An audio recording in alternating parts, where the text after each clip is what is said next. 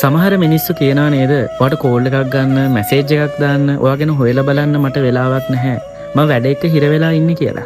මිනිස්සු බිසි කියලා කියනවා නේද? ඇත්තටම මිනිස්සු බිසිද?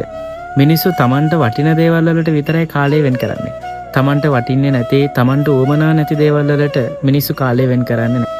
හැබැයි ඒ වගේ තැන්වලදී අපි ගොඩාක් දුක් වෙනවා. අනේ යා මං ගැන හොයලා බලන්නේ නැහැ. යා මට කතා කරන්නේ නැහැ. එක කෝල් එකක්වත් මැසේජ් එකක්වත් නැහැ. මං එයා වෙනුවෙන් මෙච්චර දේවල් කරද්දී යා මට කාලේ පොඩ්ඩක්වත් වෙන් කරන්නේ නැත්තේ කියලා ඔයා හිතනවා. මේ මිනිස්සු පොඩි වෙලාවක්වත් ඔයාට වෙන් කරන්නේ නැත්නම් ඔයා අඬාගෙන වැළපීගෙන එයාලගෙන් කාලය ඉල්ලලා පස්සෙන් යන්න එපා. ඔයා තේරුම් ගන්න. එයාට ඔයාව වටින්නේ නැහැ කියලා. ඔයාව වටිනවා නම් පොඩි හරි කාලයක් ඔයාට වෙන් කරනවා. අපි මිනිස්සු තේරුම් අරගෙන ජීවත් වෙමු. එතකොට අපිට මේ ලෝකේ ජීවත් වෙන්න හරි ලේසි. අපිට hina වෙලා සන්තෝෂයෙන් එතකොට ජීවත් වෙන්න පුළුවන්.